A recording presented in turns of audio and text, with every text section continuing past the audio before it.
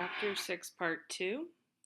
So we are comparing right here the idol from Amorgos, the Cycladic piece, with our Venus of Willendorf, who we now know about. And I'm going to ask you if you could look at page 149, and it talks about the canon of, what a female figure would look like, or canon of beauty. So we're looking at these different cultures, radically different cultures, different timelines, and so on, different areas of the world. And this is a good comparison to sort of look at what's important for female beauty at this snapshot in time. Actually, quite a long time for both of these cultures, perhaps. But the Cycladic figure is very thin and very tall and not that well developed and not pregnant or uh, looking toward, having a child, early younger person perhaps. And the Venus is really heavy with either, post or about to have a child with large breasts for, nursing and so on. So there's a cultural difference here. So our ideals of beauty are very different. You're going to see that throughout all of the work that you look at through history. So if we kind of go back and we're looking at our own culture, what is admired, and that does change. If you look at the 20th century, you'll see some shifts. One of the things you can kind of see with Western culture, which is what our culture is, American culture, if you wish, that you'll see fashion changes because, of course, we're not completely naked out in the world. But our Venus here, as we said, we think was held during childbirth, has to do with childbirth. Our Cycladic piece is more to do with being buried with with a person, a burial figure, and that's where it's found. The information that we're going on a lot of times is because of how we found it, but there are a number of these figures. There's only one Venus of Willendorf, but there are a number of these Cycladic figures. So we're thinking that it emphasizes youth. They're found in burials, and we think they may have given, excuse me, new life to the dead.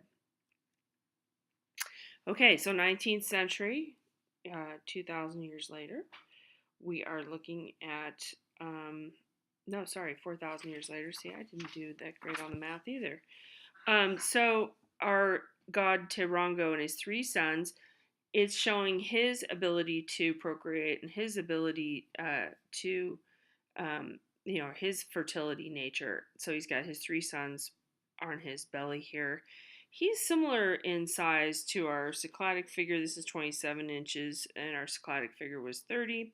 This Cycladic, though, is carved out of stone. Most of those, I think, are marble, and then our Polynesian and our oceanic pieces are carved out of wood because that's more common. That's the material they have more readily available. So we have four figures on him, and we are looking at him as a god. Perhaps we don't know. He's not like an individual. He's thought of as a ritual figure. Okay, with these three sons. We don't know a ton of information about this because this is coming from the European missionaries, and they collected them, but they weren't that interested in the religion. So unfortunately, that's happened a lot. There's kind of a recent interesting case where a missionary approached this island, and it still hasn't had any contact from the outside world, and they killed him. It was really wild. You'll have to look that up in the news or YouTube or something.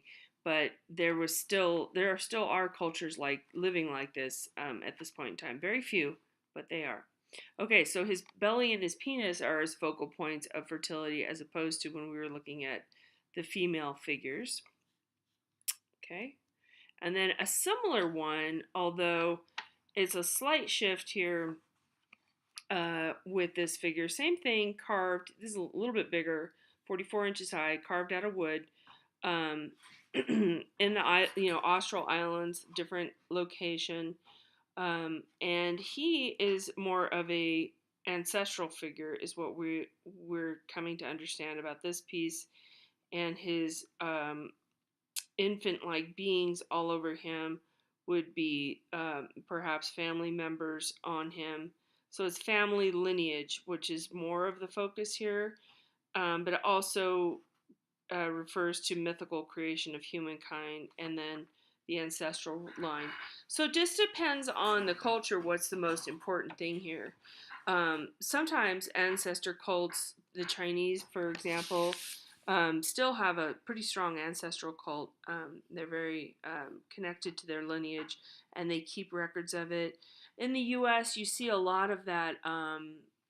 Henry Louis Gates does that series on finding your ancestors, and there's a few things, but that's gone in and out of popularity since the 70s, and the book Roots from uh,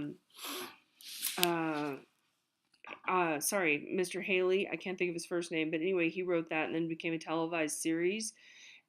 People have been searching a little bit more for their connection to the past because for the 20th century, early 20th century, late 19th century, a lot of that stuff was passe. In the New World, meaning more the US than anywhere else, it was just important to start fresh and stand on your own feet with no lineage.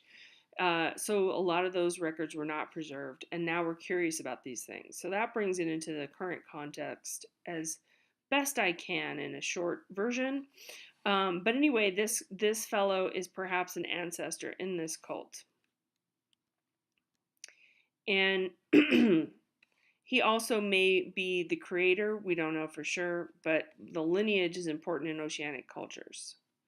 Part of that, the lineage is that where did they come from, different islands. And one of the issues, too, you want to think about that's hidden here is that you don't want to, marry somebody who's too closely related to you as well. So that could be part of the hidden agenda here. All right, so we're skipping quite a ways away into ancient Rome. So this is the year 50, if I am reading this right, yeah, of the Common Era. So if it says CE, that's Common Era, which means that is the year 50, that's a positive number. And before the Common Era would be the year 0. So we're in the year 2019. So the year 0 came into being because of Christianity, and that is the Gregorian calendar. And this is too much information, I know. But when you see BCE, that means it's before the year 0, which is very possible in this type of image. What happened here, and we looked at this in chapter 5, not the same building or same location exactly, but in the same town. What happened was there was a volcanic eruption, and Pompeii was preserved. Herculaneum is another location as well. That were perfectly preserved by this volcanic ash. Now, volcanoes create a lot of destruction, but if there's a certain set of circumstances with this volcanic ash it choked everybody to death. This sort of smoke and the toxic fumes or sulfur and different things, and people sort of died right where they were sitting or laying or what have you. So the figures and the actual humans were preserved in terms of their exterior body, and a lot of detail, like loaves of bread. What I'm talking about is the negative space of that body was preserved. And then they were able to do castings of those negative spaces when they found this location when they were trying to do some construction. They found that these towns were underneath all this volcanic ash. So now it's a historic park, and you can walk through it in Pompeii and also Herculaneum. So anyway, Mount Vesuvius erupts in the year 79, 29 years later, and it preserves this piece. So this particular piece is a fresco, and it's the mystery cult of Dionysus, and it's associated with sexual intercourse and fertility. And if you hear about like Roman orgies and things like that, that is to do with the Dionysian cult. Now, some things get misinterpreted, and we think of it as this wild party, but this is in the home, and the girl is being instructed into the ways of sexuality. and she's going to understand what happens during that time. Wine is served, dancing to promote a more sexual and a more openness to the ideas of um, what's going to be happening to her as she goes into the era or the time of being of a marriageable age. This is in the house. It's not shared with others. And the mother's going to demonstrate, and some other women in the community are going to demonstrate what's going to happen to her. And the details on that, a bit foggy. We don't know for sure. Okay, so this is a love doll. And if you think about, this is from Wisconsin, 1800s. Now, this is probably linked to, we don't know for sure, but it's linked to the sense of voodoo. We're more familiar with that. But this particular love doll would be something to control another person.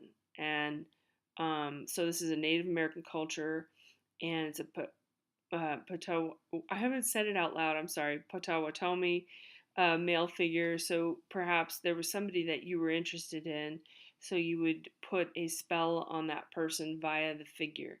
Now, voodoo doll, we know, or we've, because that's more in common parlance, that you poke needles into. This isn't the case. You might bring some clothing that was similar to what that person would be wearing to activate it. Okay, wildly different. Now we're in Africa. We see a lot of figures like this in Africa, a variety of designs and types. This is Bahmanian